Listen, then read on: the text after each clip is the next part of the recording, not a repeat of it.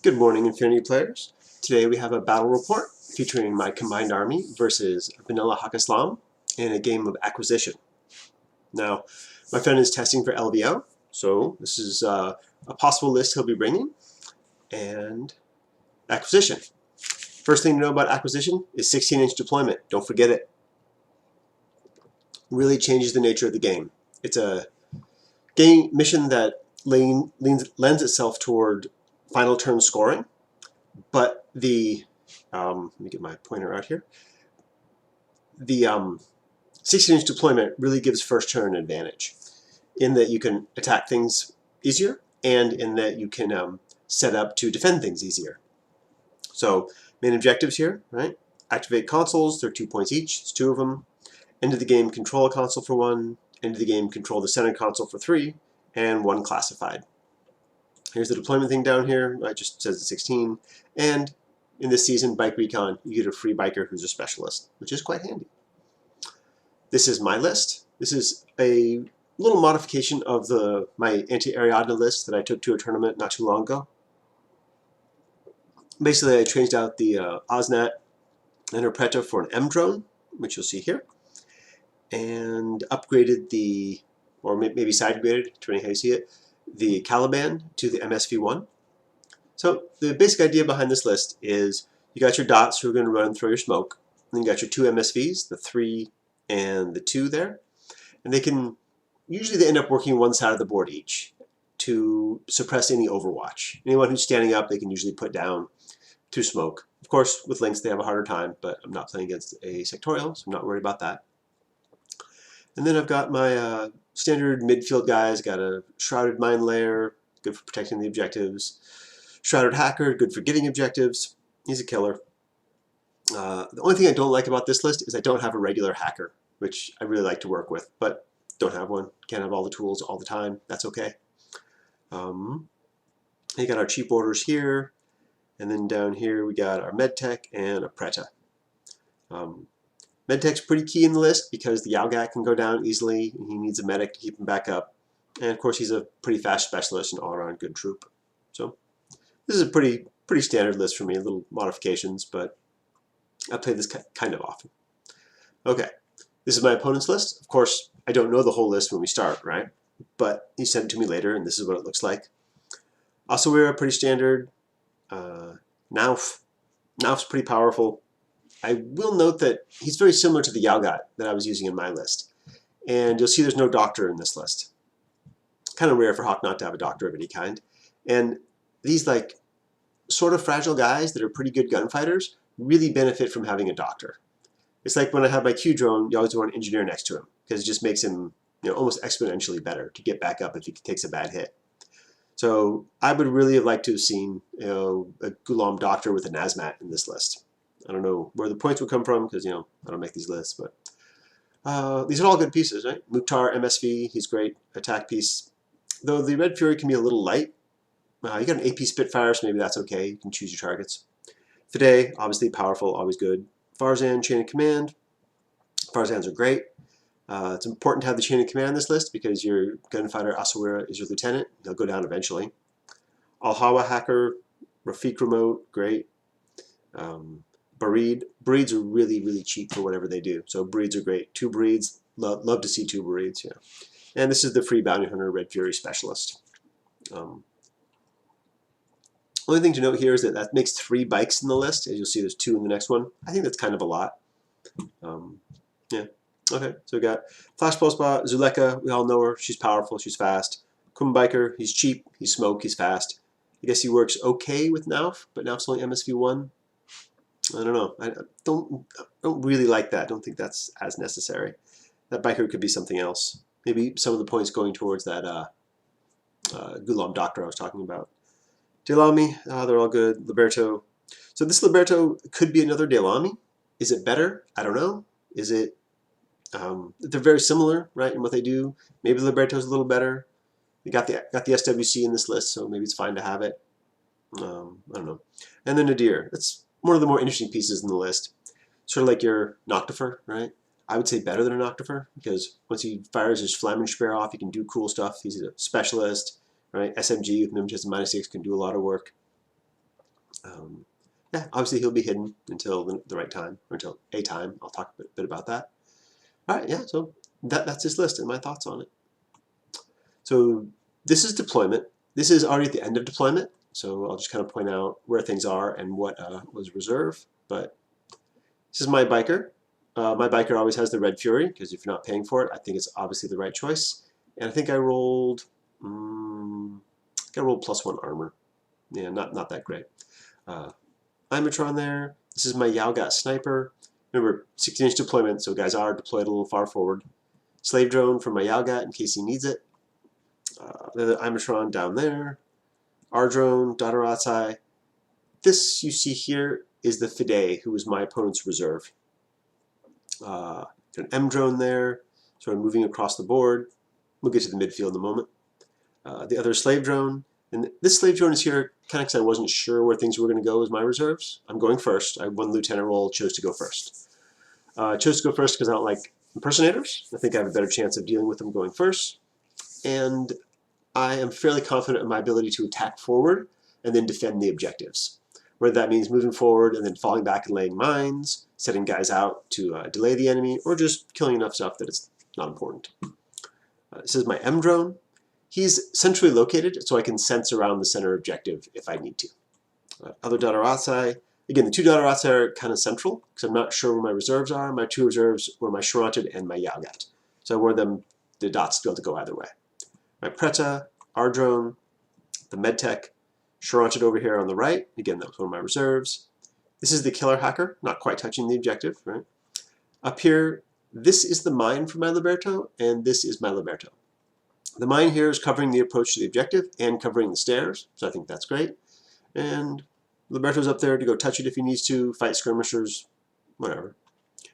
Reserves my Sharated hanging out by the taxi, and the Yaugat, who's on the other side over here. So you can see they're both on the far flanks, which means they're both going to look from different angles over the board. The Yaugat from his elevated position, and the Sharated from that open area. So between those 2 angles, they should be able to see some good things. You'll see. That's his reserve, which is the Fide we put there. And we had said that, though it's not quite the right height, this is vaultable by S2 or larger. Just when we were setting up the board, we said that to make it more maneuverable, make the board more maneuverable. I guess I didn't get a picture of it yet, but let me go back for a second. On the other side of this building here, like right here, is a camo token, which is a mine laid by the Shrouded, who's like over here, and another camo token, which is the Caliban, who's right here. These are right on the 24-inch mark. The Caliban can do that because of the extended deployment, right? So he's in a good position to strike if he gets a chance to. All right, there's that. My opponent's deployment, starting on his far left, so right across from the Sharated. My Sharated is like that way. So you got his flashball spot, his, this is the free bounty hunter, who, I don't remember what he rolled, like grenades maybe. Nothing that was too relevant. If you look closely at his deployment, you'll see that his edge, the edge of his base, sticks out a little bit from that thing. And the Sharated is going to be able to see that. This kind of thing happens a few times in this game, where he thinks he's hidden, or I think I'm hidden, and we're not, just because of the long angles and things like that. We'll talk about it more in a minute. This is his Lieutenant Asawira, yeah, AP Spitfire, terrifying guy. Bareed up here, who I believe is the regular hacker. Mine down here, his Liberto up there, and there's another camo token right here. Can't quite see it in the picture.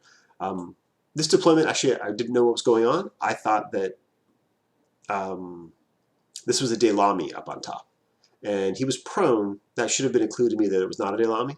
But there, and then I figured this was a mine, which is correct. But I thought that would be from mine layer over here. But no. The camo token over here, nice scribble here, is the Al-Hawa hacker. Which actually is a pretty good position, because the Sharated might fight his way over there and then get hacked. So that's not a bad position. I like that. Okay, moving across, we have here, now prone in the way back over here, his sensor bot, Zuleka, the Bareed killer hacker. This camo token up here is the Farzan, moving to his right. His Kumbiker, another Delamy standing up here. Here's the, over here you can see the Shrouded mine there I was talking about. And this camo token, I think that's the edge of the camo token, is the Caliban. And under here is his Mukhtar hiding in the shipping container. I'm going to go back just for a second so you can see Nauf. Nauf is here, prone in the way back. I thought that might be a Hafsa and maybe his lieutenant, because Nauf has a sniper rifle. Maybe he'd be AROing, I thought. I wasn't sure if he should be. Actually, it turns out not to be. It is just Nauf hiding back there. It is a good place for a Hafsa, though, because Nauf is a good active turn piece with his plus burst sniper. So no one's going to want to end their turn where this guy can stand up and see him. So if that's not him, you're still getting that advantage, right? So I thought that was a good place for a Hafsa pretending to be Nauf. That's why I considered it maybe it was. But it wasn't. Okay. There's the deployment. This is the deployment on top of the roof where you can see my Liberto. My Liberto is mine, and my opponent's Liberto hiding behind this thing here. He's prone, so this is blocked fairly well here. And my M drone peeking around down there. Whenever there are ladders here, we were playing them going all the way to the ground, just again for more maneuverability of the board. Okay, so we're starting right into Impetuous. First Adversary runs forward, nobody's seeing him, nobody that I'm seeing, so he just runs a little more. Now I am thinking about using this guy to fight the impersonator. If I end up having the orders, I will climb up here, walk over here, right? Try to discover it from close range. If it reveals, double chain rifle it. If it reveals on my discover, double chain rifle it. If I just get my discovers off, maybe I'll berserk it. But Delrase has a fine piece to go try and do that. If I get within 8, my discover's okay. Maybe he'll reveal. Right? Yeah, we'll see. This is my R drone over here. Dot running forward. Other dot runs forward. And he's able to throw a smoke. He started back here. Throw a smoke through this gap. Not in his good bracket, but still hits on 11, so fine. Over here. And the smoke's going to land like that, putting the Charente into smoke, which is kind of important. And the Preto just runs up to the center here, just chilling. Remember, I'm pretty sure there's a mine around this corner, so I don't want a second move around to it. Later on, I'll probably run into it so that I can just get rid of it with the Preto. So here's the Charente in smoke. I use my lieutenant order, and I'm able to see that biker and take a shot at it immediately. Now, being in smoke, the biker's at long range, not really going to be able to hit me, so I know it's going to dodge. Even if the smoke wasn't there, that would probably be the same situation, but it does defend me from any nadirs or something like that, right? Nothing else can see me. There's no hidden deployment MSV2, so I'm very, very safe doing this. The bike, who you can see here, gets hit by the HMG and makes an armor save and kind of guts his back a little bit, which brings it to line of fire the Yaugat from the other side of the board. Yaugat's able to move up here and take that same shot all the way across. No smoke this time, but you know, +1 burst, multi-sniper, ignoring mimetism, right? I think he didn't have cover from this angle either, because of the cover was this little thing here. Anyway, whatever happens, he dies. He takes the shot there. So you can kind of see here, this little Duke sticking out right here. That's the Asawira AP Spitfire Lieutenant. And that's what we're going to engage next. Because when the Yaugat is vaulting, this piece right here, which is a little like handrail or something, I can see his base right there. When we talked about tucking out a little bit, it was the same thing with the biker, it was the same thing with this. And we discussed it both now and after the game a bit. The lesson here, the primary lesson, is hide better, right? You think you're hidden, but could you be a little better hidden? Hide a little better. Especially on a piece like this. It's a really active turn piece and you really don't want to lose it. So the Yaugat comes up and takes a shot. And I think my first volley, I did 1 wound to the Asawira. And he failed his religious test, so has to remain there, isn't able to fail guts out of my line of fire. Terrible, terrible result for him, right? I mean, he lived through it, so that was good, but pretty bad. So I do it again, right? I walk back over the little thing so I can vault up it and see him again. Now, I don't know it, but the nadir is right here. So I don't know it until later on in the game, but with hindsight and looking at it, I think the nadir should have revealed. Does it die right here? If I decide to shoot at it, right? I'd be 3 dice on 12s against its 1 die on a 12, right? So it's not terrible for either one of us, really. But the important thing is that the wounded Asawira maybe doesn't get shot at then, or maybe gets less burst at it. And then his dodge is much more likely to get him out of the way. And as I said, it's a really powerful piece. Don't want him dead. he can regenerate, so if I just put him down, that possibly would work. But the Nadir appearing here may have saved the Asawir. The Nadir did not appear, and the Asawir is killed by the second volley of sniper fire. He won't be in Lost Lieutenant, but he's lost a primary attack piece, which is something he was really counting on for the game. So with that done, primarily with Group 2 orders, because Yao-Gat's in Group 2. I guess I will point out that I have a lot of good stuff in Group 2, including my M-Drone, my Biker, my Yao-Gat. So my opponent took 2 orders out of Group 2, which was a totally fine decision. And now I'm going into Group 1, and I see an opening for the Caliban to go. This is the Caliban right here. We're right on the 24-inch mark, next to his friend, which is a landmine, kind of protecting him, kind of just there. And he's going to start walking around the corner. Caliban moves over to there. You can see the Biker here. He cannot yet. There's a Delamy up here, a Biker there. He moves out to here, where the killer hacker Bareed sees him from there, from the top of a shipping container. Of course, the Biker sees him. I think they both... the Biker dodges, and I think the Bareed holds. So I just move again over here. And then with my next... I go prone and move over here, so the Bareed can no longer see me. With my next order, I'm moving to close combat with the Biker, who is looking at me, so could chain rifle me, but he knows I'm about to gain wounds if he does that. And the Kum aren't terrible in close combat. So he decides to close combat, which is, I think, the right call, right? But it doesn't work out. I put a decharger on him, and he blows up. I gain 2 wounds. Importantly here, the Delamy tried to dodge, declare a dodge, which brings him out of camo, to turn to face me, which I think is a good move, right? Because he can poke that corner with a Panzerfaust or a shotgun or whatever, and that's great. But he fails the dodge. Now he's there. So there's the Caliban with his 2 extra wounds, prone. He stands up and moves towards the Bareed killer hacker here. Now, he's in my 0 bracket for my Spitfire, and he's in cover, right? So I'm only hitting him on 9s, but I'm 4 dice because I'm just, putting them all into him. He's firing back on a 12 with his pistol, right, to get himself the best brackets there. So it's not a great attack for me, but it is 4 dice, and it works out, and he's killed. The Delamy once again fails a dodge to change facing, and the Caliban wanders around the corner to find the Mukhtar.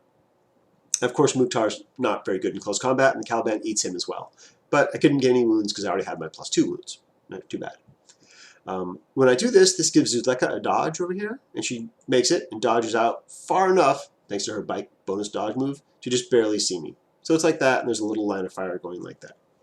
She's got a flamer, so she could burn me down, right? The Caliban's already done his primary job, which was to go over here and kill the Mukhtar, right? Chew out some orders, getting some other guys, but really I wanted to go kill the Mukhtar because I'm scared of that model. And so I decide that if I can kill Zuleka here, even if I burn to death, that's fine. And I move over here. She, of course, flamethrowers me, and I decide to, a little greedy, but Spitfire 2 at the Delamy and 2 at Zuleka. That works out real well for me. Both of them die. She actually takes 2 wounds and dies, ignoring her dogged. And I get flamethrowered, but I only take 1 wound. Right? This is my first roll, second roll. So I take a wound, no problem. He goes down to only 1 extra wound. He moves over here prone. He's now hiding inside the shipping container. Yeah, that was a move. Move, and then go prone move. Over to the Charonted. He spends an order going to the other side of the taxi over here. He can't. Oh, he can see the flashball spot right there. I shoot it, but it I think it passes armor save and gutses away from me. Not a big deal. I then spend another order to climb up here. Nobody can see me, so I'm not too worried about that. So what I'm setting up now is I'm setting up to counter Nauf, if Nauf is actually Nauf, right? Definitely could be. And so the Charonted looking at him. I know I'm not in my great range bracket, but I have a plan. The Yao-Gat over here also looking at him, making that like X of the 2 lines of fire. So if he stands up, he'll have to deal with both. This is the Biker, uses her orders to zip up to prepare to get that objective next turn. And Charonted climbs up onto that building we were talking about, so we can see now. Pretsa may also see him if he stands up, just giving me dodges. I don't think it did, but. And then I think my last couple orders was this Dotaratsai. He like runs over here to stand next to the Charonted. Yep, there he is, standing next to the Charonted. The idea being, now stands up, the Dotaratsai will throw smoke, the Charonted will shoot, and if I get that smoke down, the Sharant is almost invulnerable from everything else for the turn, right? And Nauf will now be shooting at me with his MSV1 at -6 to the smoke, putting him at pretty bad shots there too. So between the Yalgat looking at Nauf, the Shranted looking at Nauf, and the Dadarazai ready to throw smoke to protect, I'm not too worried about him. Right, so this is going over to my opponent's first turn. He's down a few orders. He's not lost a lieutenant. Yeah, so the first thing he does, which totally makes sense, he activates the impersonator who's here. He stands up, moves over here, gets like 3 or 4 discovers from various things down there. Doesn't really matter, right? Because he's just going to move again and just drop 1 impersonation level. The Yalgat probably holds, if I remember correctly, and he gets impersonated or discovered once, and he moves over here. Sure. So his next order is to crawl into close combat with the Yalgat. I did have my base, you can kind of see my facing right here, so that when his base is here, up against that wall, he is in my line of fire. It's not a big deal, but I do get to see him on the way in, so I can shoot him with my heavy pistol, with my ballistic skill as opposed to close combat. I don't know that's better, but it doesn't really matter. He gets me with surprise and close combat and all that. Hits me with his double action close combat weapon, does not crit. There he is, prone in close combat, and my Yalgat miraculously saves twice. So here he is. Biker got a dodge from that. She just inched forward a little bit. And my opponent now doesn't attack again, which I guess I think is a mistake overall. Remember, he's a little low on orders. He's got other things he wants to do. And the Yalgat's locked down. And getting out of close combat there is not easy for the Yalgat to do. So it's not a terrible decision, right? He's prone. You can't even shoot him out of close combat with anyone who would try. The only thing over there is a slave drone down these stairs. So I definitely see why my opponent did that. Well, we'll see what happens. Right? So what happens is he goes over to Nauf. Now that the Yalgat is in close combat with the impersonator, the Fide, so now he's only facing off with the Shranted. So yeah, right, I can see that. Nauf stands up, and he's going to take his 3-burst multi-sniper double action at the Shranted. The Shranted decides to shoot back, and the of course, he stands first, right? So then my arrows, Shranted shoots, and Dadarazai throws smoke right there. I know I'm in my bad range, and so my dodge would be much better with the Shranted. I believe if I dodge, he will probably shoot the Dadarazai. And if I shoot, he'll probably shoot the Shranted with all 3 burst. I don't want the Dadarazai to die. I want to get that smoke down, so I want it unopposed, which is why I take the slightly worse shot with the Shranted. That works. My opponent decides to shoot all 3 rounds of the Shranted, who could quite likely die here. Right? My Shranted don't have good luck. And in this game, he has a little bit of luck. It only takes 2 wounds, and decides to remain standing. And the Dadarazai does get the smoke down. So smoke is down, Shranted has taken 2 wounds. Now the dice are, if he decides to shoot again, he'll be at -6 for the smoke, -3 for my cover, +3 for range. So he's hitting me on 7s. And the Shranted is firing back at -6. 3 for range, 3 for cover. So I'm on an 8. 3 7s versus 1 8. My opponent decides it's worth the risk and shoots again. I don't know if it was worth the risk. A spoiler, it doesn't work out. You see, he goes unconscious. Yeah, he goes unconscious from the next one. And the Shranted has already kind of done what it's going to do right there, except for maybe taking out Nauf. If he kills me, I jump the whip into my killer hacker, probably, my Shrouded. Don't know how important it was to try to kill the Shranted there, the second thing. He may have just been better being on ARO, right? Because then on my turn, smoke's gone. He can shoot the Dadarazai on Impetuous. So I'm not sure if it was worth the risk. Didn't work out. So hindsight, it didn't work, but it doesn't mean it wasn't worth it just because it didn't work. So he goes unconscious.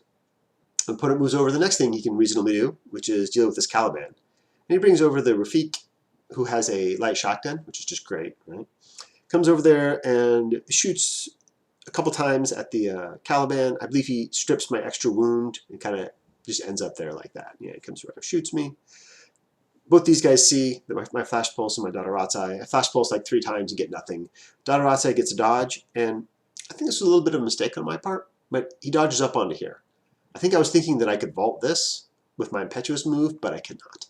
So he's not able to do anything with his Impetuous. Or his Impetuous move next turn would be to like run this way. So that's not what he wants to do. I'm really trying to get him up on this building again to go deal with that Fide. So this dodge move didn't quite get me there. I should have dodged forward touching the building here so I could just climb up it and be closer. But I didn't. I went over there. I think that was the end of his turn. And this is over to my Impetuous, which is my Preto running forward. Mine goes off on him. Nothing else really happens. I get Flash Pulse from over here. I dodge, I fail it, I get hit by the mine, but I save, but I do get stunned by the Flash Pulse. So yeah, Preto ends up at the bottom of this building here, and stunned. This Dodorazai doesn't use Impetuous. The other Dodorazai, I think, does. And that's how the board just runs, doesn't do anything important though. This Dodorazai doesn't use Impetuous, and then does a jump over here, where it turns out his Flash Pulse can see me from down there, like that, right? So in order to counter that, before I do that jump, say I want to do it, my opponent says he'll see with a Flash Pulse, and I say, okay, well before I do that, I'm going to use my Caliban, which is fine. And I move my Caliban into base contact with the drone. He of course just lays a shotgun template on me. And there's another mistake I make here. The Caliban's already done his job. I've already killed pretty much everything in that quarter of the board. And this little Flash Pulse bot could stop my Dodorazai from being able to go deal with the Fide. So I really should just, in response to his template on me, just put a decharge on him. Caliban goes unconscious, whatever. His little drone blows up, and then I'm free to maneuver over here. But I don't. I'm a little greedy. I like my Caliban, so he dodges. But I fail the dodge, fail the armor save, Caliban goes unconscious. Now, the Dodorazai has to do this with a Flash Pulse facing at him, right? So I jump, I don't get Flash Pulsed. I may have been out of line of fire after that, because I know I move up here and I throw smoke to block the line of fire, or maybe that was a face-to-face and I won it. I think that I just was out of line of fire, though. And my biker then, oh yeah, before the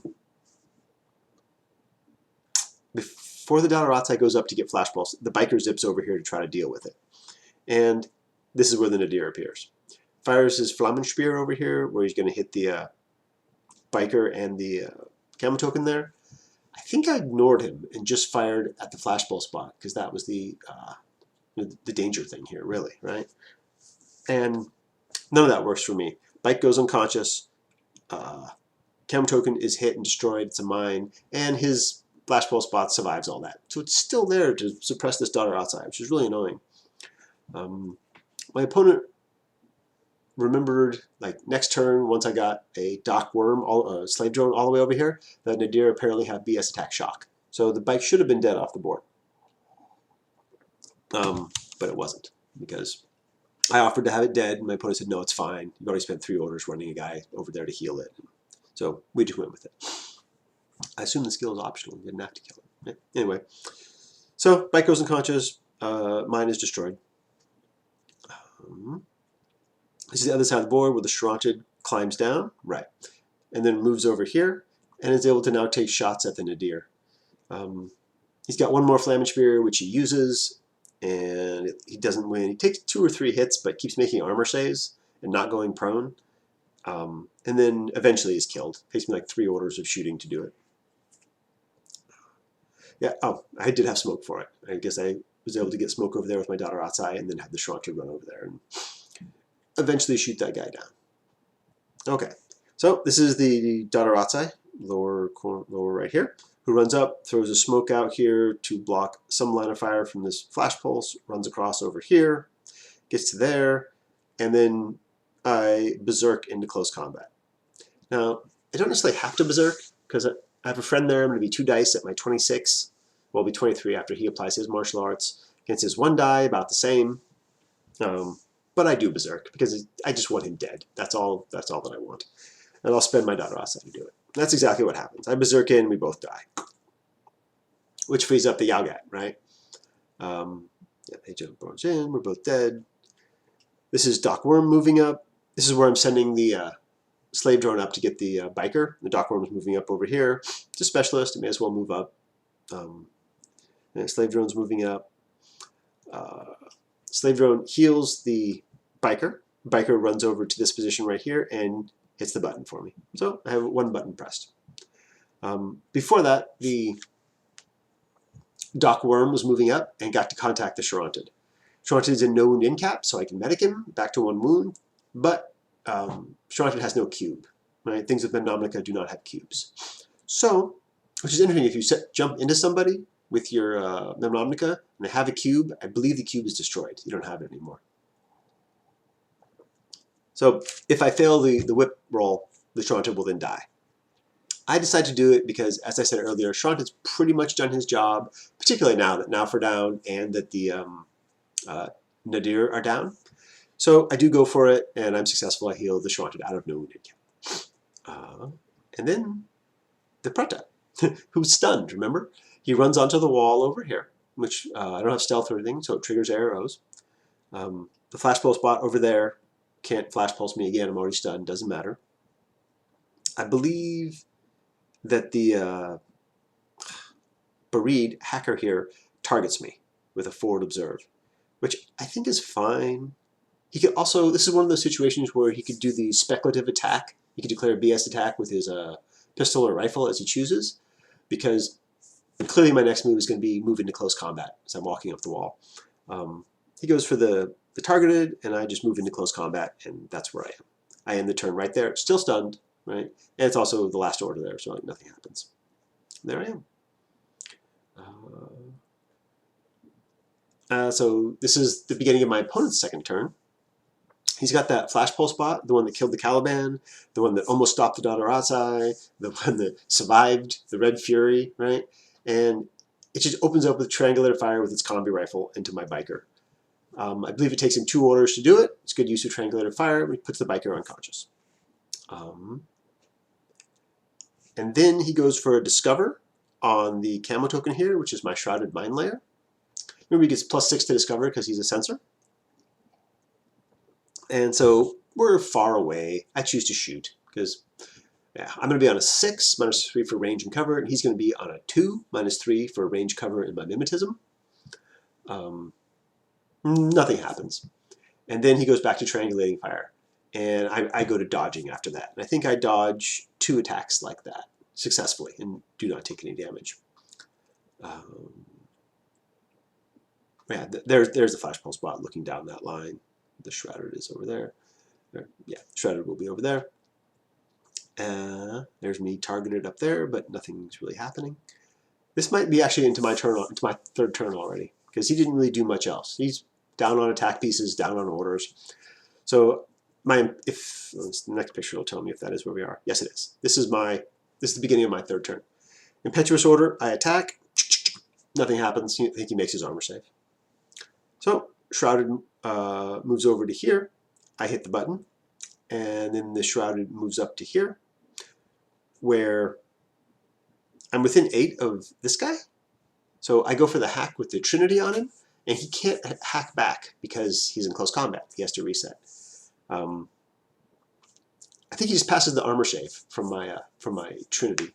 And then I decide to activate the Hungry again and attack him in close combat with its irregular order, because I was out of command tokens by then anyway. And this time the Hungry gets him, puts the Breed unconscious. And then up on top, there's where the Shrouded moved up, trying to do that. Up on top, my Liberto is now going to go trying to counter his Liberto after my M drone runs up to here and then senses. Right? Sense range is easily zone of control. Gets his Liberto, who's right here. So my Liberto moves up, says hello to his. I think that we shotgun each other with slug modes, and he ends up going dogged. I then move over there to get him out of cover, and I think he tries a dodge now, or maybe he shotguns me again. I shotgun him again, and he goes unconscious. He goes dead after that.